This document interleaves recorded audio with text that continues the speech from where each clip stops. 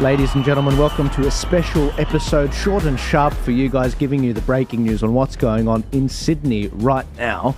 If you saw our stream last week, we had 5,000 people that came out to speak outside of the Parliament of New South Wales.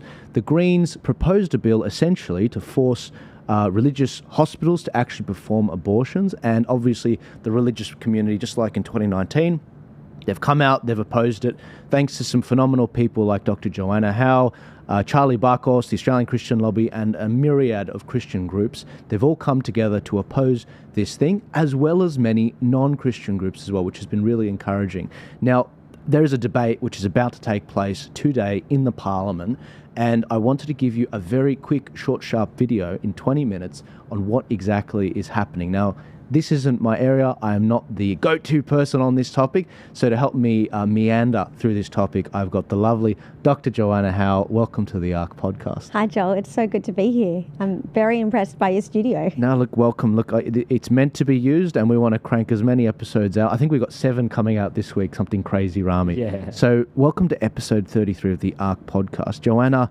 what is this bill, and what do people really need to know about it?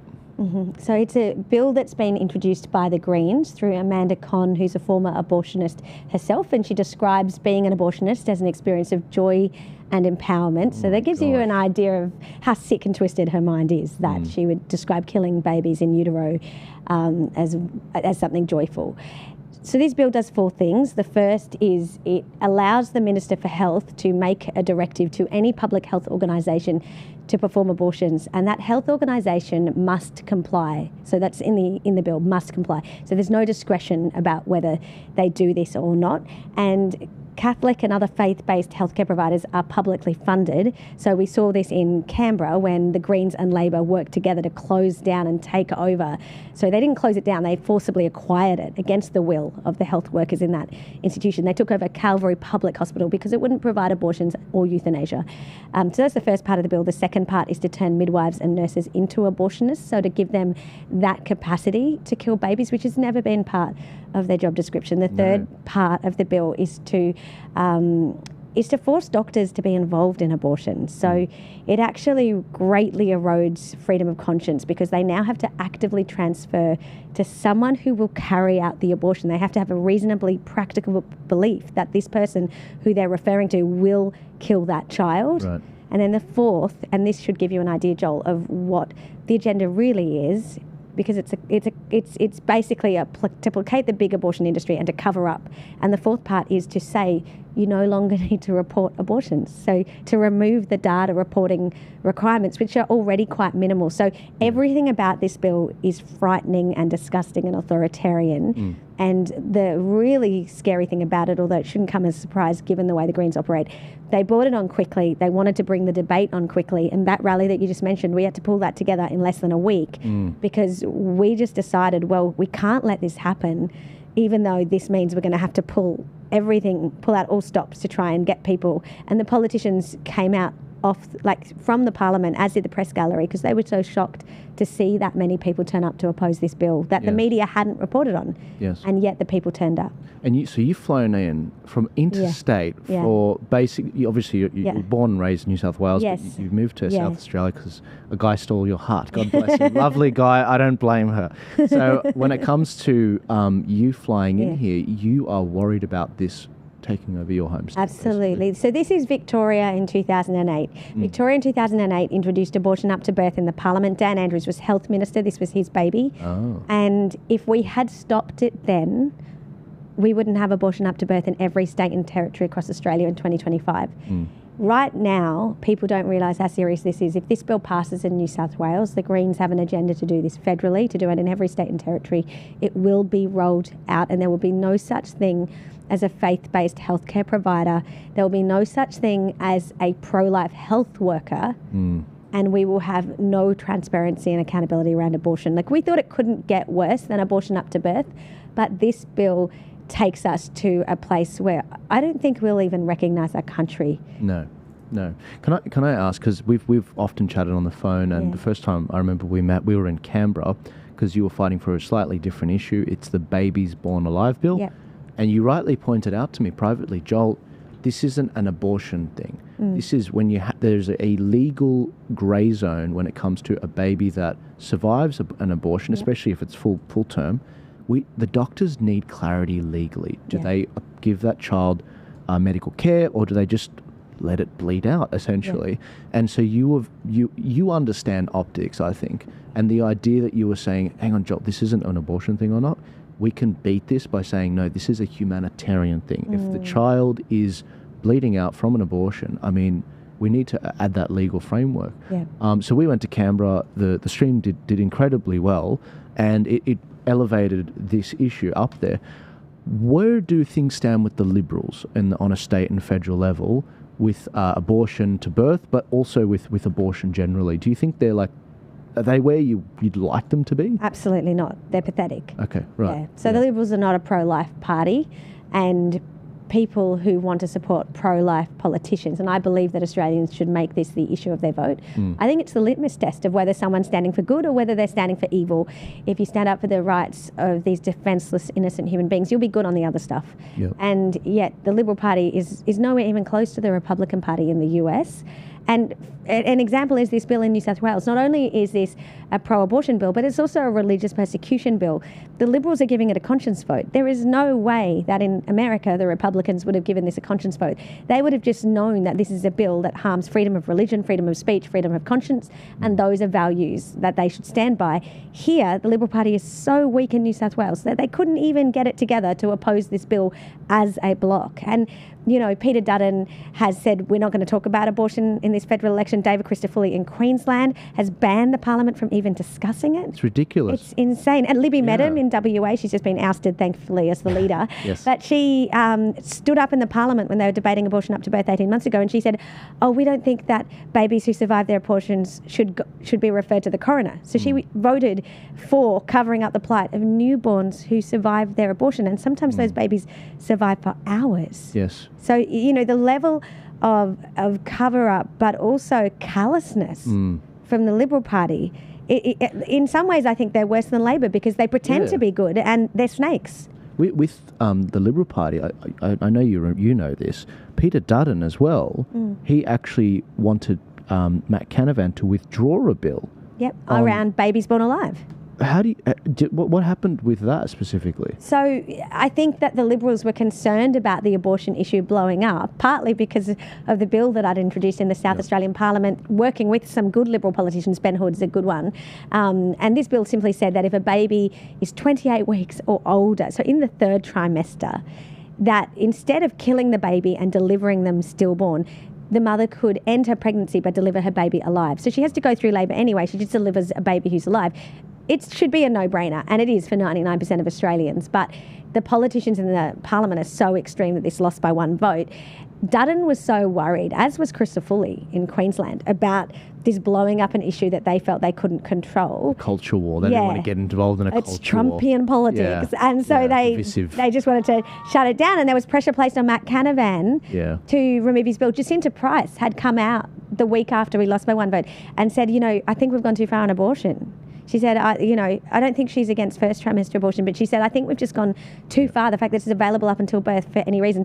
And then she gets shut down by Dutton and Susan Ley and the gatekeepers in the party. It's really pathetic. Yes. They just don't stand for anything. It's ridiculous. Yeah. It's ridiculous. It's like, we believe in, diversity and we don't have a woman problem, but let's shut down the black woman just in a price, for God's sake. Yeah. But no, I look at these things and I really do worry because the communists, they do this thing where they're like, you guys are fighting a culture war. Dutton's like, we don't want to get dragged into a culture war. And it's like, you are literally fighting against cultural communists. They want a war. That's what this is. That's why they demonize the church, the Anzacs, everything that made Australia great. They have an ideology and a religion, and they are aggressively pushing it in our faces. So when I've been posting about this on social media, I often get the comment, well, keep your religion out of my healthcare. They're not keeping their religion out of our healthcare. Yes. They are actively trying to take over our society, take our children, pursue our culture so that it doesn't stand for anything that it once did, the things that actually kept us safe and flourishing.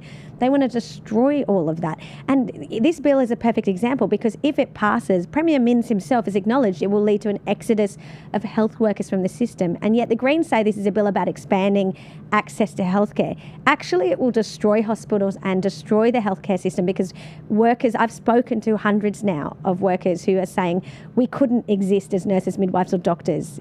And I haven't been able to film interviews with the hundreds. I've just had them reach out to me, and I've had a couple of brave people speak on camera, and I've just put those up today, because really this is a bill that will decimate healthcare for everybody.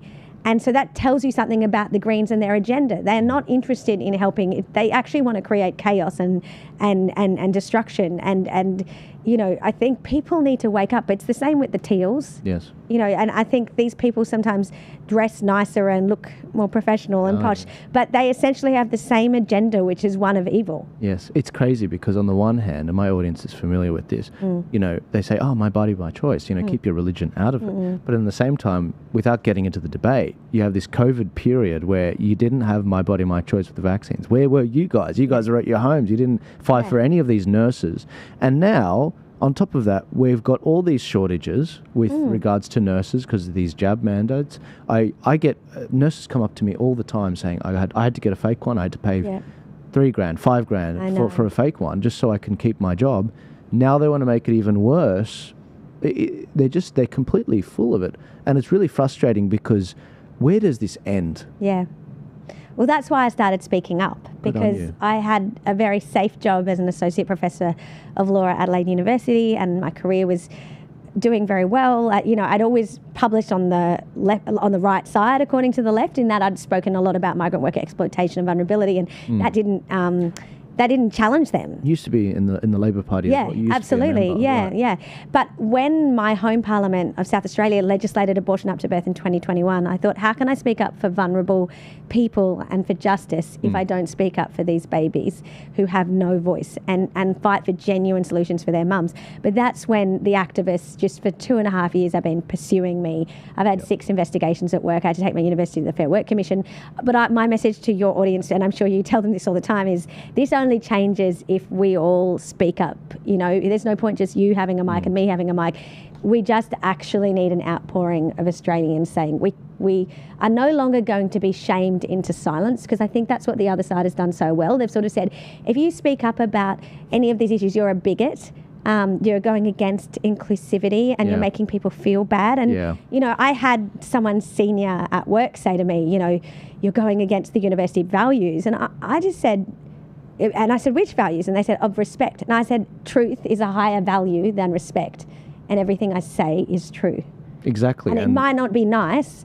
Yeah. But I'm done with being nice. Yeah. And that's the thing. That's why you got locked out of the Parliament of South Australia, because someone was asking too many good questions. Yeah. Which, by the way, last I checked, the guardians of democracy are the media. They're meant to be doing that. Oh, and they're not. So we're seeing a return back to true activism, true journalism, and just holding politicians to account, which is something the media were meant to be doing. But let's go back to what you said. You made a critical point. All that's necessary for evil is for good men to do nothing. Good men and women. Now, the men have been so emasculated that we have a situation where often I'm finding it's the immigrants that are coming in. Like we were at that protest, I'd say at least 0.5%. Yeah. Half of the protesters were of Middle Eastern background from these, Chaldean churches or Maronite or Orthodox. And it was like, where is the strength in the Anglo churches?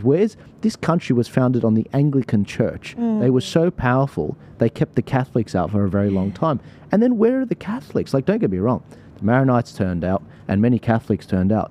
But guys, we need to be better organised when it comes to this stuff coming up. And I'm really appreciative that you went out of your way to come from South Australia, with your family. You got young kids. Yeah. How many kids? You got 4? We got 5. 5 kids. And God bless you. age between 5 and 14. Yeah. It is a sacrifice, but I also feel like I'm doing this for them, because we won't recognise Australia in 10 years if we don't change this now. It really has gone too far. Absolutely. Well, look, Joanna, you're about to head over to the Parliament to actually watch the debate live. I'm very much looking forward to seeing that, and I have no doubt you're going to come out with some phenomenal... If you guys don't have time to watch the debate, I know Joanna's going to have some phenomenal clips from that particular debate, some of the hot moments. And what is the timeline here? Do you think they will try to pass it before this election? Well, we did hear that Labor approached the Liberals to get this done by Friday. Oh, dear. Because we had said, we said it very clearly at the rally, if you don't oppose this bill now, this is not just a Chris Minns problem, this is a Albo problem, and we will make this the issue in the federal election. That would obviously be very concerning to Albo in those seats in Western Sydney and Bible Belt New South Wales. So we know they've been scrambling this week, and there's been some movement even today. So I'm about to head to the Parliament. I think it will debate for about an hour and a half in the upper house. I'll be really interested to see what Labor does. Because I think that's where all our eyes are on them, because our campaign has been focused on them. The Liberals have acted appallingly, but they actually just don't have the numbers. They're insignificant, so we've just ignored it for now and focused on Labor, that Minns must act and lead. I know that he's very aware of what's going on. Through my Instagram, a good friend said to me last night, because I said, should I email the Premier and just let him know that even if he votes 3 out of the 4 things down, but allows midwives and nurses to become abortionists, that we will still rally, we will still fight. It's not good enough. We cannot compromise on such a bad bill. And she said, you don't need to email him, just put up a video on your Instagram because they're watching. That's right. And so that's my direct line to New South Wales Labor, and I'm using it. And you guys are all sharing it, and I'm very grateful for that. But that's, I think, our power now that we're taking back. And, you know, let's go see if I get banned from another parliament. Hey, Absolutely. No, I hope not. Look, let's make teamwork makes the dream go, guys. So thank you to everyone that's been sharing that stuff. But look, if they do this, I'm a numbers guy. New South Wales is the battleground for this federal election.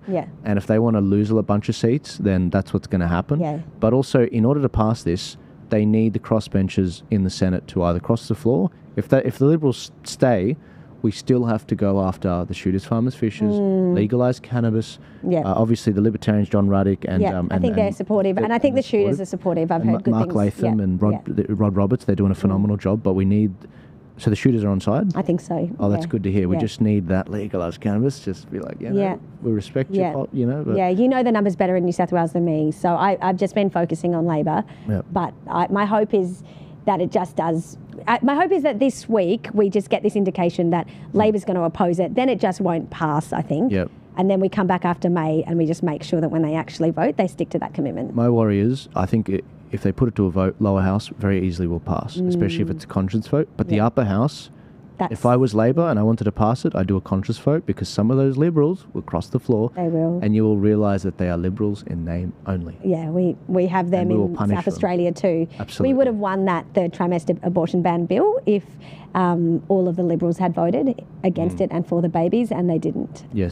Well, Joanna, thank you for coming on such short notice. I'm looking forward to seeing the clips. I'm going to put on YouTube and Rumble your link to your Instagram. I think that's the best place for people to find you. And ladies and gentlemen, I'm going to wrap this up so that we can get over to that parliament and see what's going on. But if you want to support this show, click the link in the description. For as little as $4 a month, you can buy me a coffee on the Buy Me a Coffee website. But without further ado, I'll see you later. Thank you, Joanna. God bless you. And we'll keep you guys updated on how this evolves. I'll see you guys later.